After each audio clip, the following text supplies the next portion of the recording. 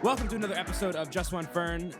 If you just caught that real quick, Lucas has got a really nice, fancy mug. Take a look. Look at that, our nice logo on there. And actually, this is a perfect time to actually start talking about this because tomorrow we pick the winner for our t-shirt contest. Tomorrow we pick the winner, and once we pick the winner, we will then be posting. They win. You're right. We will then be posting about our other products that you can buy with our logo on it. So there's going to be shirts, long sleeve t-shirts, sweatshirts, cups, mugs. It's going to be all online and through Redbubble. So I'll post all those links and you'll be able to get stuff through there. I recommend the mug. The mug is nice. The shirt is also nice. I don't have it right now because I have to wash it. Because, you know, it has that, when you get a fresh shirt from like the mail, you know how like it has that plastic bag stench to it? You know, you got to wash it. So I'm going to wash that. But I'm definitely going to wear it next episode because. Okay, so I'll have my mug. I'm going to try to have matching. This every time. It'll be great. Yeah. So I'm just going to jump right into stuff because, Lucas, this has been the most insane. It's only Thursday, right? So I guess it's almost been a full week, but it's been an insane week. It's been weird. It's been a little stressful and a little painful. So I guess I'll start with Monday. So on Monday, I had to go to the DMV because I had to get my Tennessee license. Because when you move somewhere, you have to get a new license. I hate it, but it's something you have to do. And this is just something that I rarely have to deal with because I forget sometimes how tall I am. Like, you are tall. I'm very tall. 6'2"? I'm 6'3". 6'3". And which is very tall, and I forget that.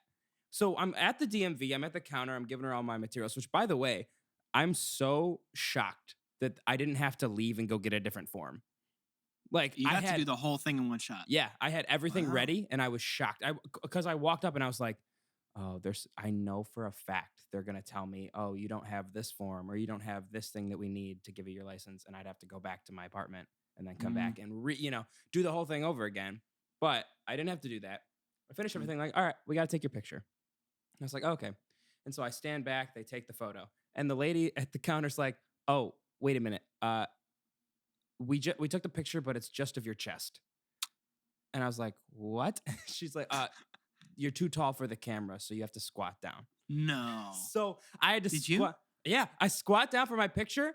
And Lucas, there's like 40 people behind me sitting in chairs. They all got an amazing show. They were not prepared for my sorority squat. It was on point. It was on point. It was amazing. Did you make a face? Did you make the face? The sorority face? Yeah. That's exactly what I did.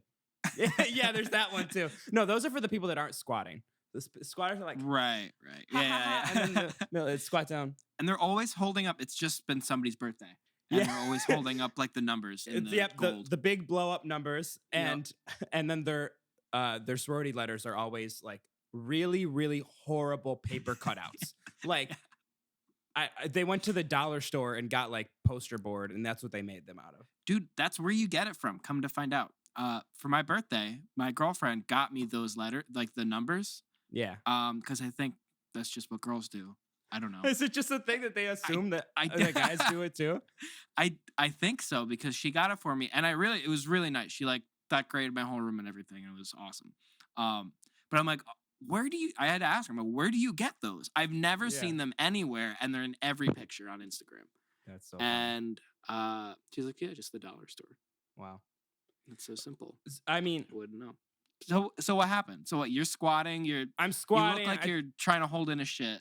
And exactly. And this is what really made me mad. So they tell you, look at the blue dot. The blue dot is underneath the lens of the camera. So your photo, you're not even looking in the camera, you're looking down. And I was like, this makes no sense. So I'm already too tall. And I'm like looking down. My picture's horrible. It's absolutely terrible. I feel like it's a rite of passage. You have to have a terrible photo for your driver's license. But I was like, I feel like they're doing this on purpose. Like, I feel like I feel like I looked decent, but then I had to sorority squat and I had to look down. You look at the blue light. Dude, it's state mandate that you look bad. That's the rule. And I think that's the thing is they had to make me look bad because like people from Tennessee are just automatically look bad. So like, I feel like I did this the best. Yeah. No, I don't fit in. They had to make me fit in. How dare you? You had to fit down. You had to sit on it and twist away, my friend. Hey, listen, not my monkey, not my circus. So I'm not gonna get into it. Is this our throwback episode? We just toss it back to our old episodes. Thirsty Thursday. But Lucas, let me tell you about the painful thing that happened to me. Because I think I told you briefly about it. I said this happened to me, but I didn't tell you anything about it. This is still the DMV? No. This is on Tuesday. So I'm in a soccer league, okay? And we've talked about this briefly. Yeah. To put it in a way that will not make our listeners too grossed out, I no longer have a big toenail.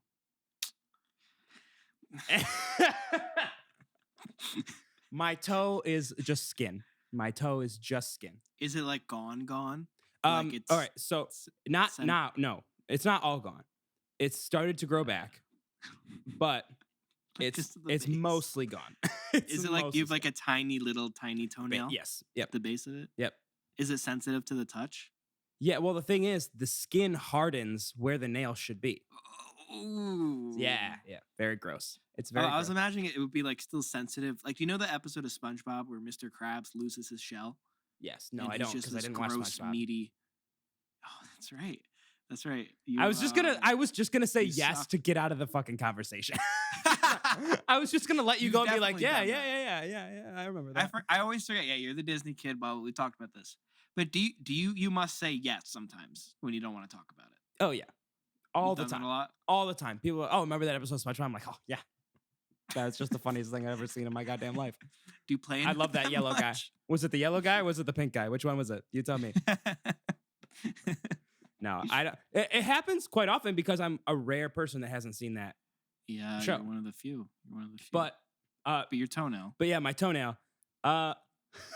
So I was in the soccer game and I didn't feel it happen.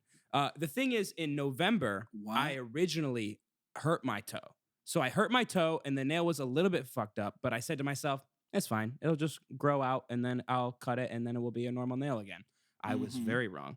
So it's been injured for quite a while, but it didn't hurt at all. So since November. So on Tuesday, I was playing in the game, and I must have went to kick the. I had a great game, by the way. Scored 2 goals, fucking awesome. Hey, and I got kicked in the foot. Like my foot met someone else's foot, right? And I was like, man, God, that hurts. And then I still played the rest of the game, and I got off, I drove home like, God, my foot hurts, but I don't know what's happening. Like I'm very confused. And when I took off my sock, it started to come off with my sock. No. Did the whole thing come off with you, or did it get pulled? No. Like I don't want to get too gross because I don't know how squeamish our I guess I would just be like, all right, warning now. I'm gonna say some gross stuff. Skip past a little bit. 2 minutes. I don't know. Skip a little bit past this because you're gonna be grossed out. It was hanging on by a thread. Like a thread? It was my toenail was hanging on still to my toe, but it was mostly ripped off.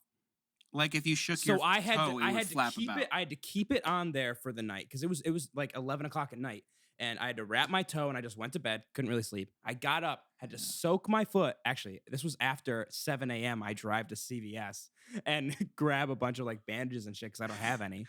Soak my foot in the tub, and then I had to pull it off. And it was horrible. Did it hurt? Did it hurt to pull it? Pulling it off was really bad. But then afterward, it didn't hurt. It didn't hurt the rest of the day as bad as I thought it would. Okay. Right now, I can barely feel it because, I have it wrapped, but I barely notice it during the day, which is good. What'd you do with the nail? I just threw it out. Put it in a jar? Should I? I threw it out. It was disgusting. It was gross. I threw it right out.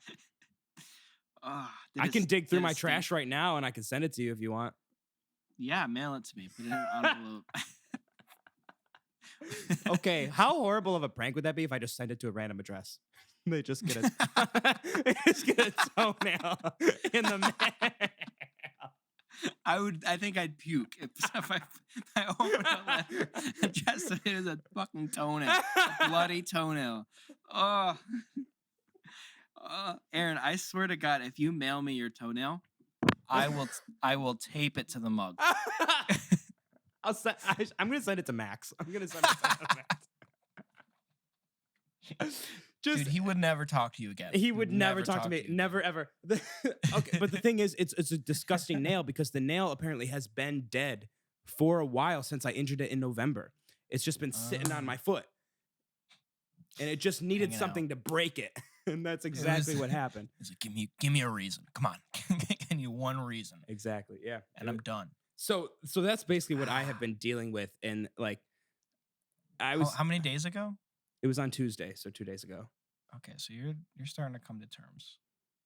Yeah, I'm just not gonna have a toenail for a while. It's gonna take a long time to grow back. Yeah, that happened to me once. It was months. Really? It was probably a year before it was normal again. What happened to you? I went downstairs to get a ham out of the freezer.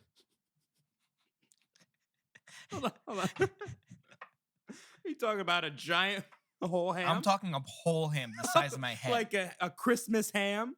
Like a 10-pound ham. That's so funny. Because in my mind, I thought, either way, this is hilarious. One, he's going to get a 10-pound ham, or two, he's just going to get a slice of ham and he says a ham instead of I'm going to get a slice of ham. That would be terrible.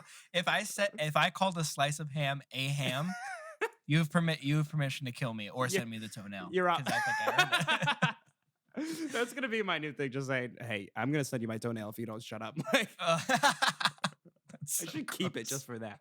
You should. But I open the freezer and I'm looking down and then I hear something. I look up, head level, the top shelf, the ham falls out of the freezer. Yeah. I watch it, it falls down, it lands right on my toenail. Are you telling me Frozen. that a ham? Oh, it's frozen. Okay. It's frozen. Yes, that's so important. think that's like a weight. Like Yeah. imagine dropping like iron Yeah. on your foot. Yep. And A 10-pound ham. That's big. I screamed and shook. I like shivering Oh my god. for like hours. Literally, like I was like, Mom, do you have anything to make it stop? Was this As last year? That could be last year for me. This was high school. Okay, so it wasn't when you were bringing your laundry home from school. That wasn't when that was happening. No. I'm sorry. Mom could help me then. Mom could not help Sure. my ham toe. She Ham could toe not. was a She had no-go. no. She had no experience with the ham toe. Not many people does? do. Who does? Not I many do. people do. You do. Hey, if I ever have a ham, I'm gonna say, hey, how did you get this out of the freezer? Because I don't want to hurt my toe again. You stand 10 But feet granted, back. if and it you hit tie my a rope toe, to the if it hit door. my toe right now, nothing to break. Dude, are your only layer of defense is gone. What do Yeah. you really think that's gonna go well? No, but I'm just saying it can't break the toenail if it's not there.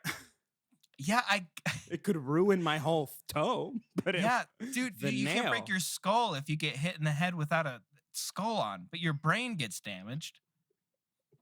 That didn't make any sense. I really tried there. They really tried. I mean- it's really bad.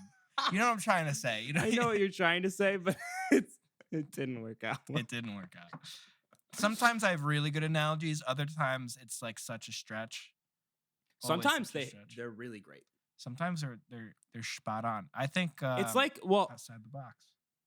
I mean, you said earlier you were like, not my monkey, not my circus. Like with all those sayings. Do you remember when? So we haven't actually released this episode because it was so insane, but we did it with our friends, and we just kept coming up with. We would say random things as if they were sayings that like Right. people knew, and I was. Sean's were really good. I almost believed him. They were. Some of them were really good, but the thing is, with any joke like that, there gets to be a point when it's like, all right, now this is just too much. I feel like No, you gotta we're quit pulling at some- strings here. Like I don't know. You gotta quit.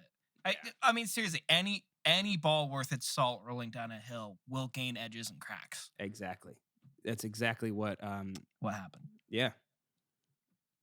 Was that Martin Luther? Martin Luther that said that? Martin Luther King Sr. I was just saying Martin Luther, like the old English man. Isn't that the guy? Isn't there a guy? Yeah, he nailed the thing to the Like to the the door. Lutheran church. The Lutheran Church. I'm Yes. talking about the father of Martin Luther King Jr. Martin. Two very, very different people at different That time is- zones. Believe it or not, Martin Luther just lived long enough into the 60s, in the 1960s. Oh my Lord. Okay, so we have a new sponsor, right? Yeah, we have a new sponsor, which I will be uh, doing my ad read later. But Yeah, she does candles and playlists. candles and playlists, and correct? everything. So I found out recently that and she went to Fredonia with us, which is on the other side of the state from Albany. Yes. Her father Mm-hmm. went to school with my parents, went to high school, Really? and they're good friends. No way. Yeah. Like my dad's been to like concerts and stuff. Like they grew up and like hung out. My dad said he's a close friend. Told me stories. That's insane. That's so apparently she's from around Albany. Like I actually think she is. Yeah. and I almost know her. That's crazy. And that's the first time I heard of her. I mean, I've seen her around campus. The first time I've heard of her was when you're like, oh, she's our sponsor. yeah. Oh, that's and I strange. just happened to. Isn't that weird? That's so strange. Wow.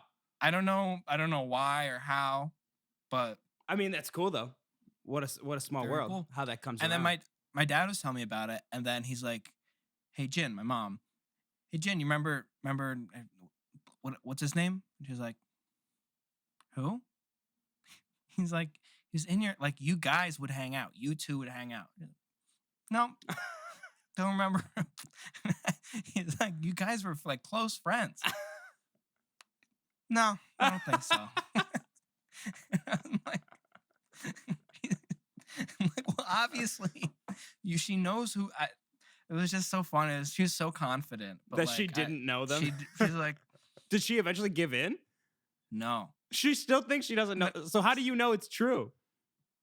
because my dad told me like 3 stories about this guy. Like, What if they your went- dad's trying to get you back for what was it? When did you buy him that Popeye's chicken sandwich? this could be it. He's trying to publicly embarrass me Yeah. by telling fake stories. That's so funny. So maybe he is lying. Maybe my mom's telling the truth. I don't know. Who knows? Yeah. But Um, either way, pretty great sponsor, great in my sponsor. opinion. I gotta buy one. I gotta buy You one. really do. You really do, because they're I amazing. I spent all my money on our mugs. Something I really want to. You spent all your money. Isn't that mug like $3? It's like $20. It's like $20. It was $20. Yeah. Oh, with shipping probably. Yeah. Yeah, we're shipping. I don't know why. Like, oh, all of my money went to this mug. I mean, my whole paycheck, my 2 weeks. Oh my Lord. Living Something at home and I can only afford. Go ahead. that's it. Something I just wanted to really quickly touch on is my fast food.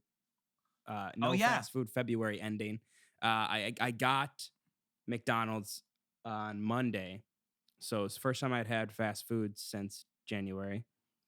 How'd it go?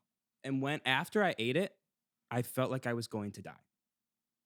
It was really bad. Like I ate it and I sat there and I was like, I don't feel like I can move. Like I feel like my body is just stuck here. It was really bad. That's exactly what happened.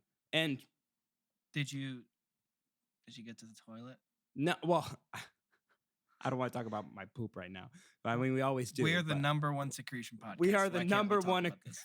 We are the number 1 excretion podcast. But I mean, that was later, and that was actually not as bad as I thought it was going to be. Oh, okay. But I mean, honestly, the worst part was after eating it, I just felt horrible, and it was so bad. Granted, I did have a lot. What'd you get? List off your order. So I got chicken nuggets, obviously. I got a Big Mac, and I got 2 cheeseburgers. It's a lot. It was a lot because I was You like, had the I told you, equivalent of I said I'm gonna 4. binge for a day, and that was my binge. Because That's- after it, I literally couldn't do anything else. Couldn't It's eat. 1 meal though. I ate that in 1 meal. You sat down and ate all of that. Correct. And I felt like I was dying, which makes sense. That's a lot of food. It is a lot of food. But after it, I knew for a fact, I was like, well, there's no point in me having this again. So I'm going to be continuing it just because I feel like I want to and I feel healthier. So I hope you do. The thing about it is you forget really quickly how bad that makes you feel. yeah, I you're don't right. know why, but It's addiction. I have a feel. That's what it is. I have a feeling that 2 weeks you're gonna be like, Lucas, I broke. I did it. Well, here's the thing. It's not a challenge anymore. I'm So telling you myself can. if I do have it, then I do have it. But Okay. I feel like that's honestly better because with the challenge, I'm like, God, I want it so bad. And now it's like, oh, I didn't eat it. And then I had it and I was like, eh. And so now it's kind of like, all right, if I want it, then I'll get it. If not, then it's okay. I hope you don't. Me too. hope you Because don't. honestly, I mean, I saved a decent amount of money that I would have spent on fast food. Yeah. It's honestly crazy how much they charge now. Like you can do dollar menu stuff and Yeah. like it's not that bad, but I've spent like $14 on a meal before. Why? Yeah. That's No, yeah. ridiculous. That is for McDonald's. For McDonald's, that's insane. No. I could go to Harry McGruff's in Syracuse, New York, and get Oh the best my God. chicken fingers in the world. It's called Tully's. How dare you? How dare you? It could be called anything. Why do I have my pen?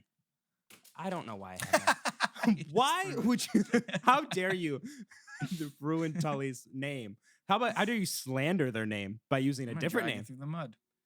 I talked to my Harry- friends about it, by the way, and they were like, "Oh, well, he just hasn't had it." Like that's their Really? exact That's what they reaction. said? Yeah. My aunt, Fine. who lives down here, she is a vegetarian.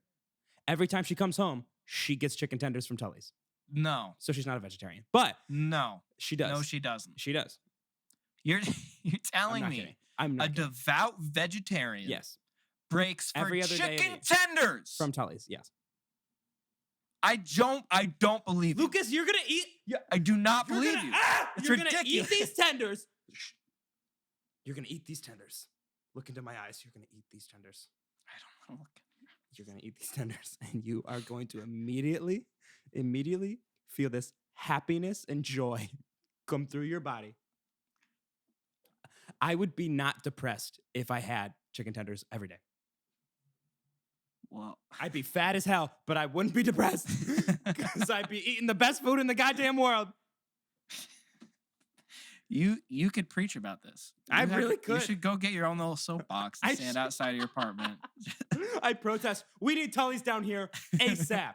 I couldn't do that though because they have Nashville hot chicken here, and that's the shit. Like people are probably, I know they definitely are, way more like excited about Nashville hot chicken. Like they back that like nobody's business. Whereas like, you know, if I said, hey, bring down Tully's, they'd be like, fuck you. No, like get that out of here. And we're gonna have some Nashville hot chicken tenders here.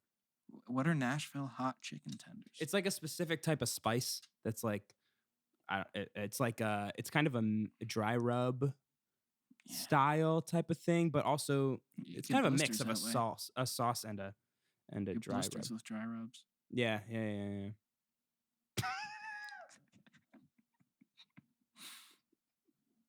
Just saying. You're you're like, I feel like I'm just like cranking through stories, and you're just like, you keep batting me back down. You're like, I'm like walking up with my story, like, no, get back down, like pushing me down the hill, like King of Hill. Not okay.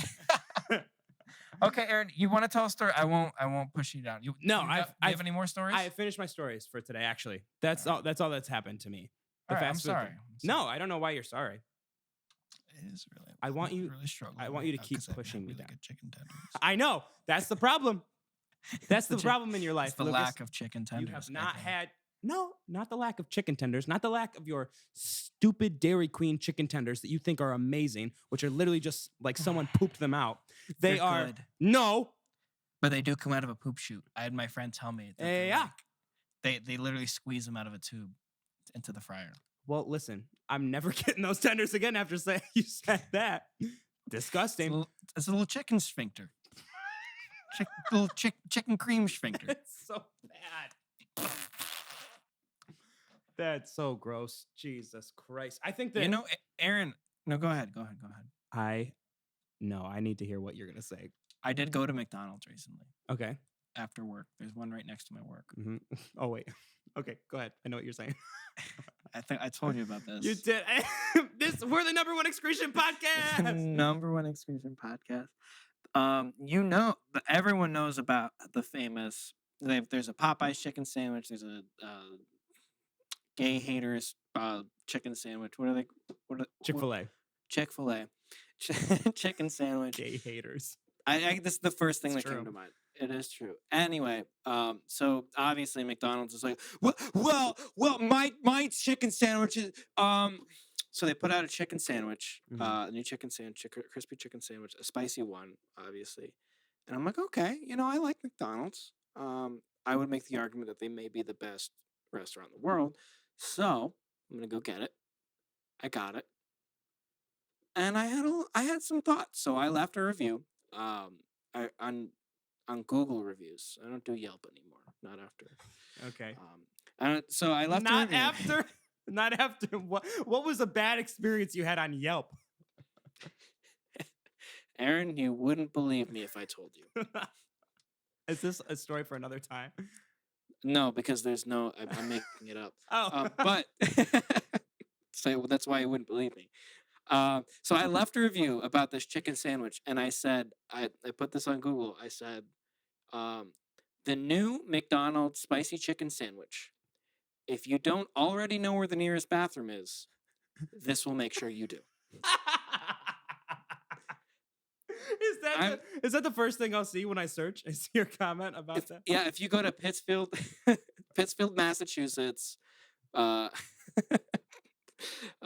McDonald's. Yeah. You will see my review. It's probably the most recent. Okay. And I'm telling you, Aaron, I haven't had poops like that in months. I've gotten my diet under control. My IBS is my bitch. And I'm telling you right now, it all went down the poop chute. All went down the drain. Yeah, literally. That's insane. Yeah, it was rough. So that's what happened to me last week. Well, I'm so sorry. I feel like we both had rough weeks then. You had some rough bowel things, and I had some rough toenail things. And it's, we're both going through hardships, and that's why we have this podcast, so we can bring us together and we can talk about these things and have someone to share that moment with. That was beautiful. Thank you. Really gorgeous. I mean, thank you. Stop it. Okay, right, so don't let it go to your head. All right, so we're actually going to move on to our interview with Real Life Always. It was great having him on. We talked a lot about marketing. We talked a lot about his song coming out, his new single, and a lot about mixing. And I thought it was really, really great. This interview is brought to you by Sense Memory.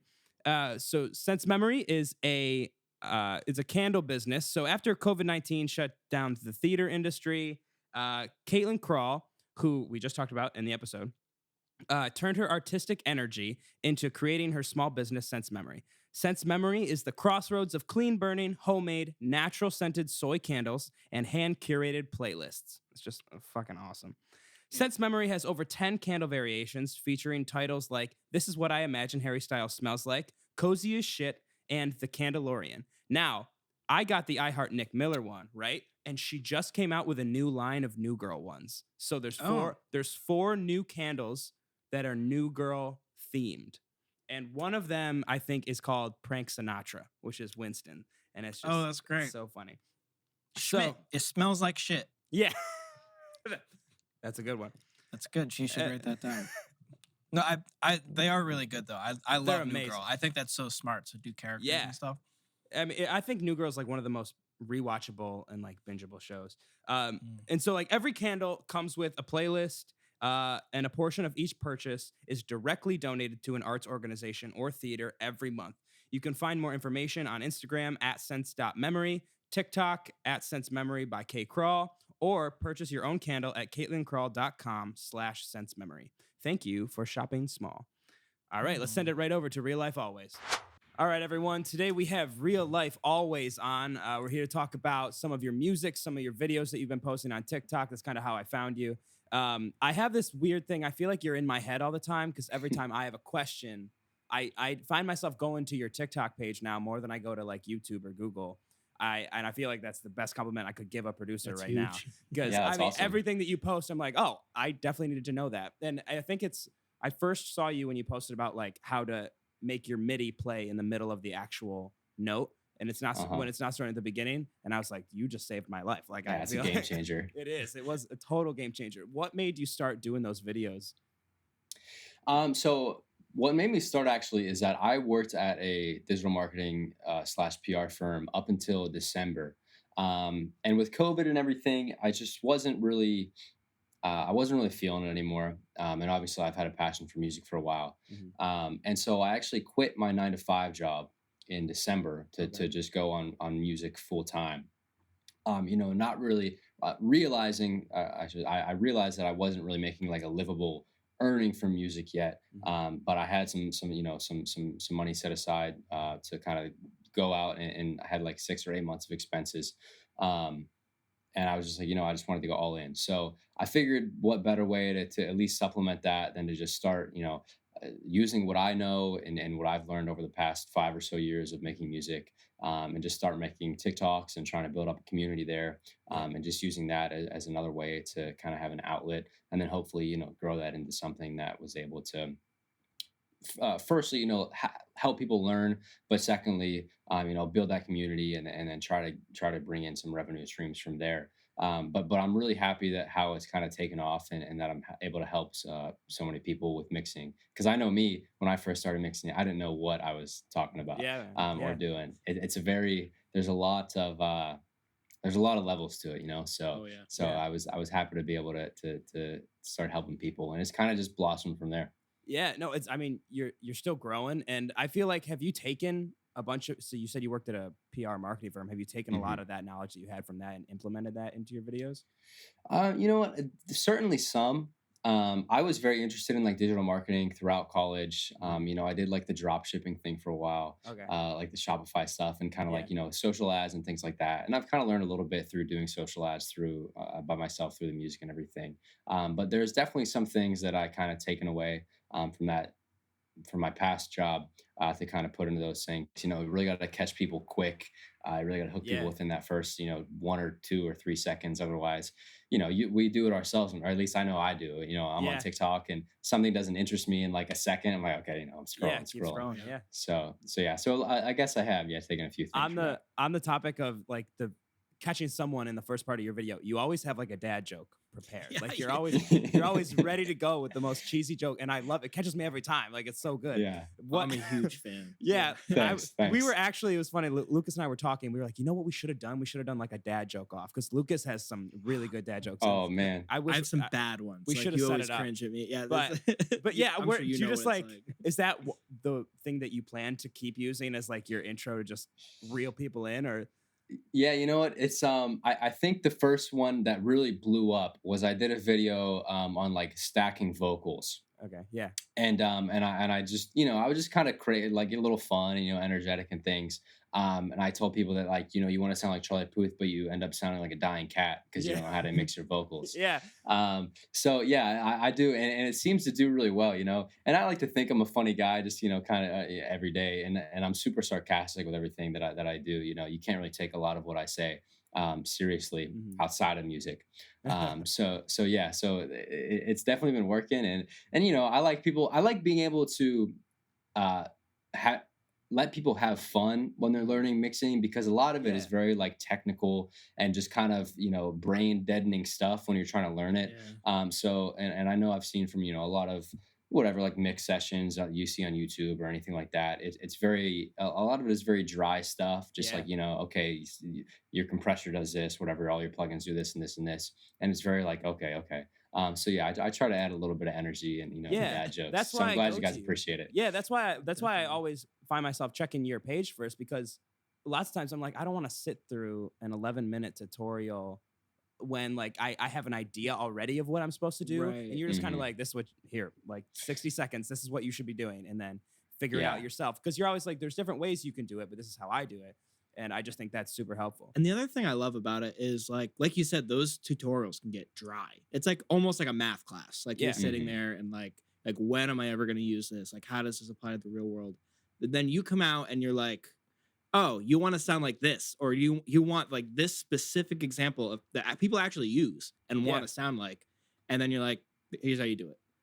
Like, that's awesome. Yeah, that's another thing that I've noticed in a lot of the comments is that people, they'll say like, I just watched like a 20-minute YouTube video on this and I still had no idea how to do it, and somehow you did this in 60 seconds. Yeah. So I don't know if it's just a knack or what, but yeah, I try to just make it fun and make it very simple, because I think a lot of it is kind of intimidating, when you're trying to learn about mixing and you see these professional mix engineers and they're talking about all these things, and you're like, well, it's just a little intimidating. I think at least that's how I felt when I was kind of first going through it. So I Yeah. try to make it very accessible and very fun to learn.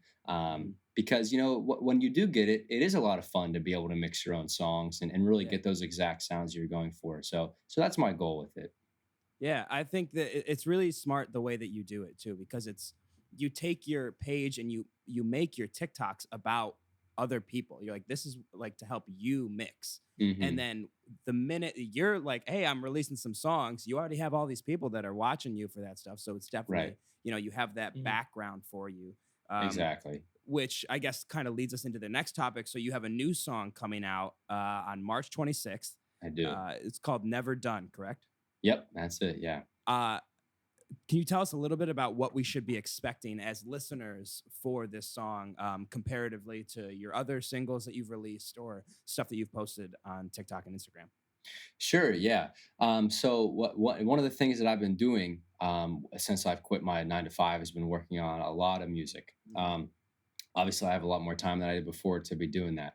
So this is kind of the first look at that. And one of the things I really like about my music is that, and I think it comes from the big wide range of influences I have, is that one song of mine, another can sound completely different Yeah. in terms of like kind of just like the sonic range of it. I've been known to do a lot of kind of like smoother R&B stuff, and then also more in like the harder, like kind of darker hip hop side of things, more Yeah. towards like like the weekend's darker stuff and things like that. So Never Done is certainly more on that darker side of the spectrum.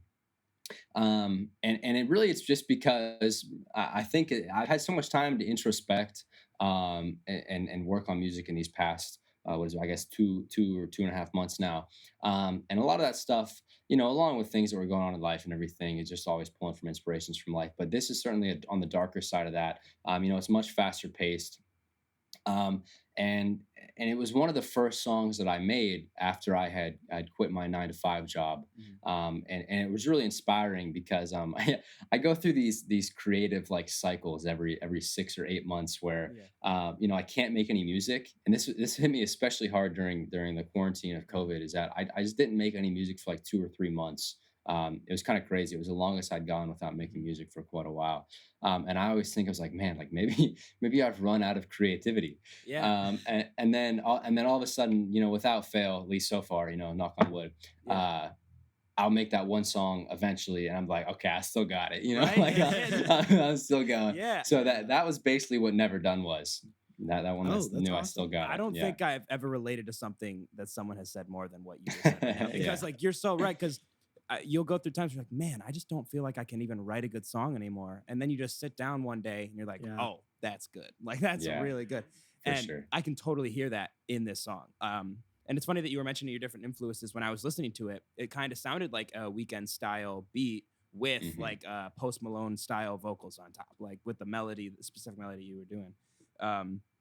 Were those possibly two of the Yeah, that's pretty dead influences? on. Yeah, that's pretty dead on. The Weekend, I'm definitely a big Weekend stan. Gotcha. I think that man is a genius. Were you a fan of the Super Bowl show, halftime show? Did you like that? I really liked it. I saw that there were a lot of haters There online was a lot of about haters. the Super Bowl show, but there's only so much, and I think a lot of that is kind of getting off on a tangent, but I think a lot of that is when people aren't musicians or when people haven't played live shows, they don't realize that there's only so much that the performer can do. Yeah. And a lot of it is on like the sound, tech guys and like the sound team and making sure that stuff is worked out. But I thought the actual performance and like the environment and the atmosphere, I thought it was all awesome. And I saw like a lot of like older people talking about like, why did all the dancers have jock straps on their Yeah. heads? I'm like, they're not jock straps, Yeah. but It's hard but because I liked it. you're performing to the whole world, and the whole world doesn't listen to your music. So like Mm, it's right. not like one of your concerts where people are paying to go see you. You know, it's completely different. It's more difficult. You're not going to please everybody. But I thought he Hmm. did a great job. I love The Weeknd. Like his Yeah. song, Yeah. especially I I thought love that The show was Weeknd great. now more honestly because I'm like a big Michael Jackson fan, and his stuff now is so Hmm. much like 80s pop. Like it's awesome. I Yeah. love it. Yeah, it is. It's actually it's pretty crazy how similar The Weeknd and Michael Jackson sound on some of their Yeah, songs. yeah, I think the first big one, like it was super noticeable, was when he on what is it called, Feel It Coming with Daft Punk. yeah, I Feel yeah. It Coming. Like those runs he does are almost like identical to Michael Jackson stuff. And that made me like kind of dive in. I was a little bit of a Michael Jackson fan before, but that really made me dive into Michael Jackson's discography and to see the kind of influence coming through in that is really crazy. But yeah, back to the question. Yeah, The Weeknd and Post Malone are certainly two big influences. I enjoy both their music a lot. Awesome. And Yeah. so like more on I guess for the vocals. So it is you singing, correct? Yeah. So were you have you always been like a vocalist, or did you like have to did you feel yourself as just a producer originally, or like what were you was this the plan all along to do this completely by yourself or So I actually started out as a singer. I've sang since I was like a little kid, right? gotcha, yeah. My dad would always sing around the house, and he sang more like my dad was a big fan of like country, so I kind of have Okay. drifted from that a little bit. Yeah, yeah. But yeah, so I've sang for a long time, in chorus and stuff as a kid growing up. Mhm. And so I originally started as just singing over like YouTube beats, right? Kind of, Yeah. I feel like it's kind Mm. of the general starting point for a lot of people. But at that point, I started releasing original music when I was a sophomore in college. Not too far removed. I think it's like what 4 years now. Yeah. But I've always been in the mindset where like if I can do something myself, I'm gonna do it. Like Yeah. especially if the other option is paying somebody to do something, if I can do it myself, especially when I was a broke college kid, Yeah. I was like, you Yeah. know what? If I can learn to produce and I can learn to mix, and Russ was really getting big at that time too. Okay. So that was kind of like a parallel. But I Yeah. was like, why wouldn't I learn to just produce my own stuff and mix my own stuff? Especially because when it comes to music, I'm very much of a perfectionist. Okay. And a lot of other things, it's kind of like, if it's done, it's done. But with music, I'm very much a perfectionist, and I have very specific sounds Yeah. and kind of ideas that I have in my head. And other producers and other mixes, they were good, but they weren't exactly what I wanted. So that's kind of where I learned to mix and produce, and of course it sucked for like the first whatever year or two. Yeah. Yeah. But just a lot of practice and yeah. So I basically do almost everything myself now. I have a mastering engineer that I've have known for a long time that will do some mastering stuff, but other than that, it's been all me. Wow, that's amazing. I mean, I struggle with that as well, with like producing my own stuff. Like I feel like there gets to be a point where I hit a wall and I'm like, I just feel like I don't know Mm. what to do next. Do you find yourself ever doing that where you bring your song to another person, or is it usually just all you? For sure. No, there's definitely times where I ask for feedback. My good friend who I grew up with got me into making original music. I'd always sang, like I said, and done. I was sing popular songs and stuff. But Yeah. he went to school for recording arts. And he's like a legitimate mix engineer. Hmm. And he really got me into. He taught me the ropes of Logic and kind of just taught me the ropes of things.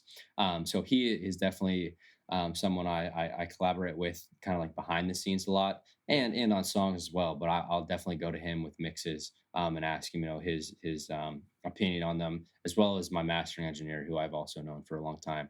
So those are my two kind of like confidants, I guess, Gotcha. Yeah. when it comes to feedback. But yeah, it's definitely a tight circle. And every once in a while, I'll get some other people involved. But there's only a few people's opinions I really trust, I guess, is when it comes down to. Yeah. So That makes yeah. sense. I feel like Hmm. that's how most individuals are as people. Like there's usually just like, all Yeah, right, here's true. a few people that I go to when I have a problem, or if I want them to give their opinion on something, I feel like that's the go-to.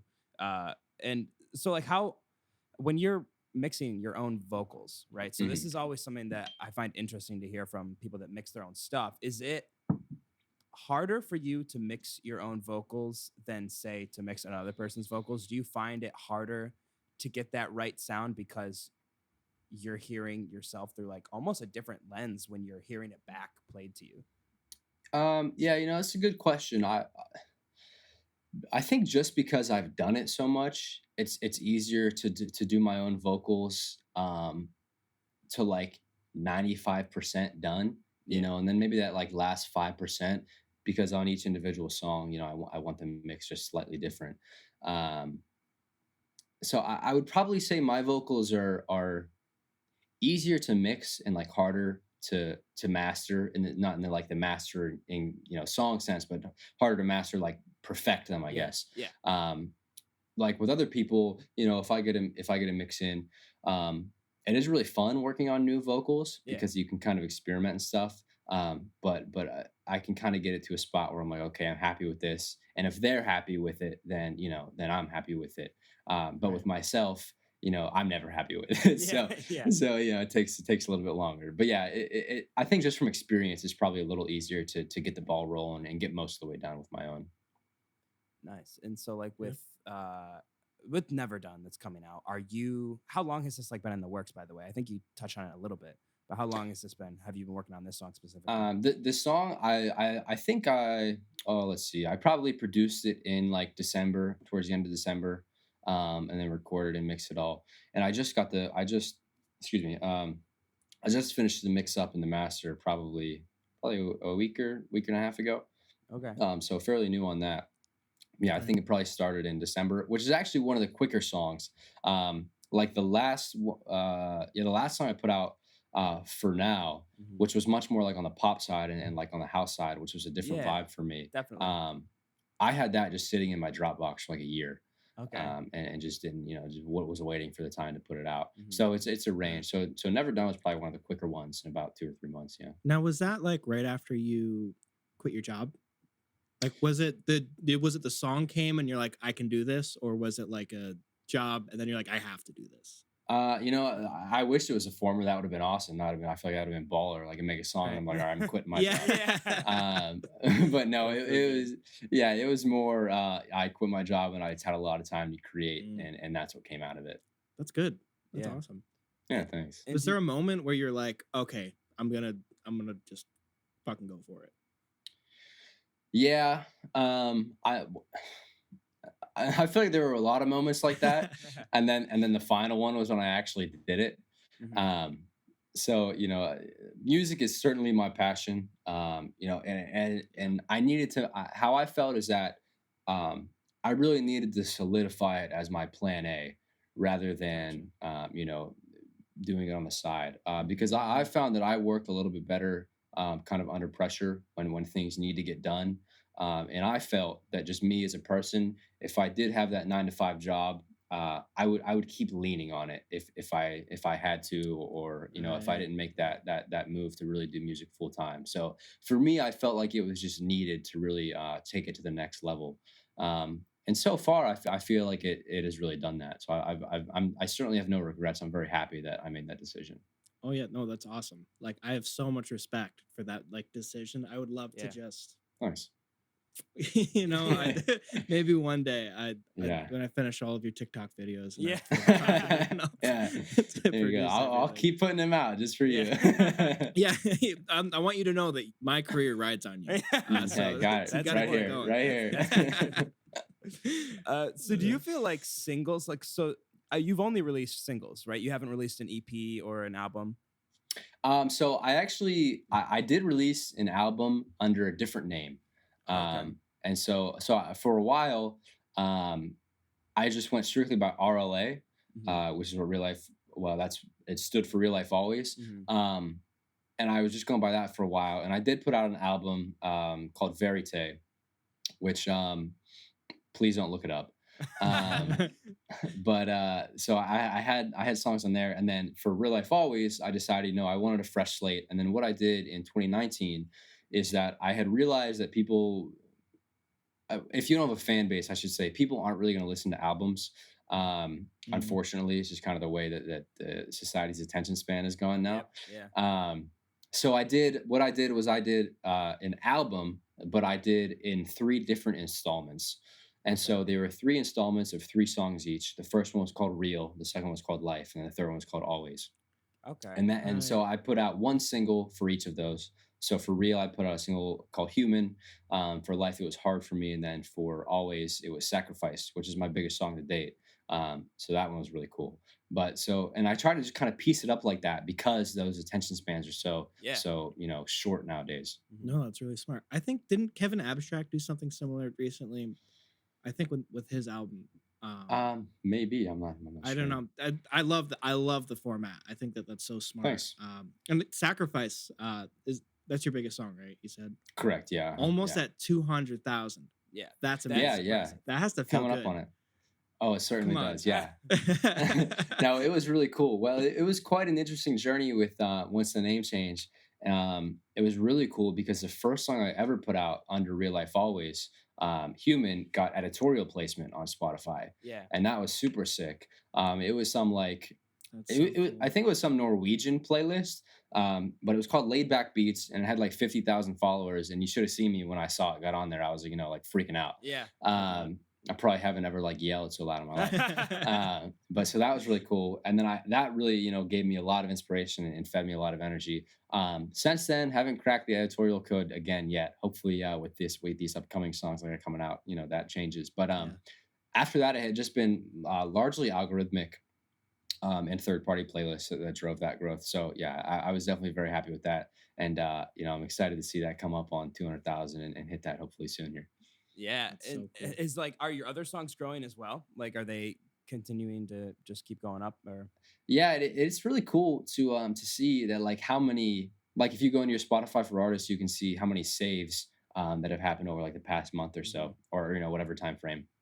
And it's cool to see that even older songs like Human and other songs that I put out are still getting like a decent amount of saves every month. Because Yeah. it's not like I'm doing any promotion for those anymore, but it's just that organic growth, and I feel like that to me is a metric of the organic fan base growing and like sustaining. So that's exciting to see when things aren't on playlists and when you're not actively promoting things and they're still getting plays and saves. That's Yeah. really cool to see. Oh, that's huge. Yeah, I don't think there's anything better than seeing that. Like, because I feel like there's a point. All right, you get on some playlists, and once you get on them, you might have a lot of people that listen to the playlist. There might be only a few that listen to the playlist, but once you actually get them to be engaged fans with you, like that's huge. How have you like started to keep fans engaged with you while you've been creating music? Yeah. Do you and have any putting out more secret singles? marketing tips? Yeah. From See, job? I guess just really, especially as a small musician, just try to engage with as many fans as possible. You see these people that get these compliments in comments and things on Instagram or whatever. I think a lot of artists, and I certainly fell victim to this too at one point. Like you're like too cool to like respond to comments and things Yeah. like that. Yep. It's like you're probably losing fans that way, and just you're really not creating those relationships. And those lines of communication with your fans. I think if anything that I really took away from the marketing job is that more than your music and more than you as a person. Obviously, those things are important, but fans want to know your story, and they want to have you need to have powerful storytelling techniques. Yeah. And they want to be a part of that story. They don't just want to be Mm. readers of that story or viewers of that story. They want to be a part of that story. So if you're really able to engage with those fans and just have conversations with them and just treat them like they are, they're people on the other side of that screen or whatever it is, and just like you would if somebody came up to you in real life and said, hey, I'm a fan of your music. You're not just gonna not respond to someone who's just like Walk turn by. around. Yeah. Right. So you just gotta have those open lines of dialogue, and I especially think that's really how you create those super fans, or those people that are consistently listening, consistently buying merch, consistently supporting you. It's really just those open lines of communication and letting them be a part of the story rather than just viewers. Yeah. Yeah, you're always posting like stuff in your captions where you're like, I don't know, like one of them was like, oh, like excited to like do this with you, or like you guys. But my favorite one that I picked out was and this aged like milk a little bit, so I'm sorry. He said, I can't wait to experience 2020 with all of you. Oh. And I guess that one did age a little bit, yeah. Which I relate to, because at my New Year's party, very drunkenly, I stood up. I'm like, 2020's the year of Lucas, so it's gonna be me. Everybody. Something I regret horribly now, but Yeah.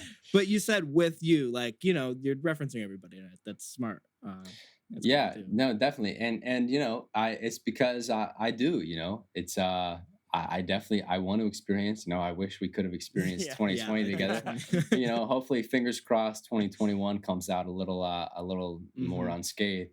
But yeah, that's absolutely right. You know, these people um are, are the lifeblood of it. You know, if you don't have fans, you know, you can make music for yourself, and that's fine. That's cool. You know, do it Yeah. as a hobby if you enjoy doing that. But if you really want to, you know, build a fan base and build a community, then you know you can't have a community without other people. So yeah, it really is all about the fans and the listeners. How did you break that kind of? I know there's this like wall that most musicians or anyone that's trying to get recognition for whatever it is they're doing, break that wall between friends and fans. How did you find Mm. a way to kind of, because when you're starting out, the people that follow you are just people that know you and Hmm. the family, friends, or whatever. How did you kind of break into that to get people to follow you for your music because they enjoy it, not just because they know you? You know, I think the internet has really helped that out. Because as you said, you know, the traditional way for at least independent artists that didn't have major label backing, is, you know, your first your family and friends, you know, they would listen to your music, and then you would do local shows at whatever bars or venues or anything, and then you would try to build up a fan base that way Yeah. from your town. Mhm. And you know that already restricted itself because if you live in the middle of nowhere, relatively, it's hard to find people that listen to your genre of music, and then venues can actually fill out and things like that.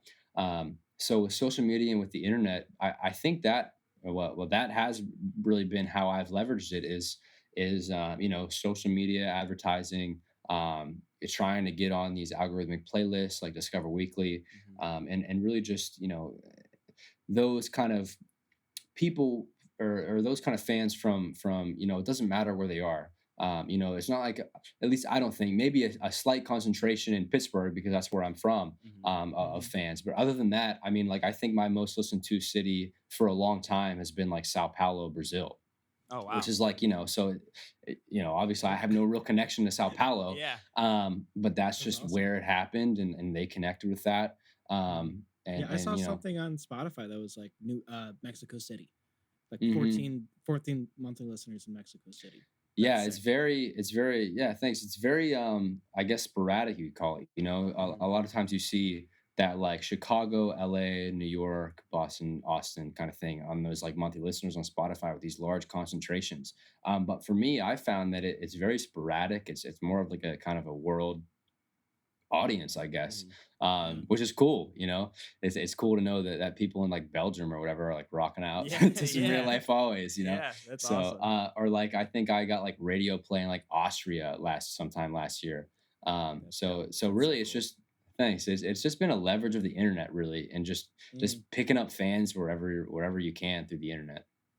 Yeah, man. Well, I mean, you're still growing, and I think that you will still continue to grow. And we're running out of time here, so thank you so much for coming on. And make Yeah, sure sure. everyone prepare for March 26th. Never Done. Real Life Always. New single. Is there gonna be like a video or something, or is that? Can we not talk about that yet? You I know, see a smile. I there's see a some things in the smile. works. There's some things in the works. You know, I won't reveal everything yet. Maybe you know, but we will see how it unfolds. I can tell you Okay. that. Awesome. Okay. Well, sounds good. Thank you so much for coming on. We really appreciate it. Yeah, thank you. Best of luck to you with all of this. I can't wait for the song to officially come out. I'll have it on repeat. So thank you so much for coming on. Yeah, sure thing. Thanks so much, guys. This has been really fun. All right. We'll Absolutely. talk to you later, man. Thank you. Sounds good. Yeah.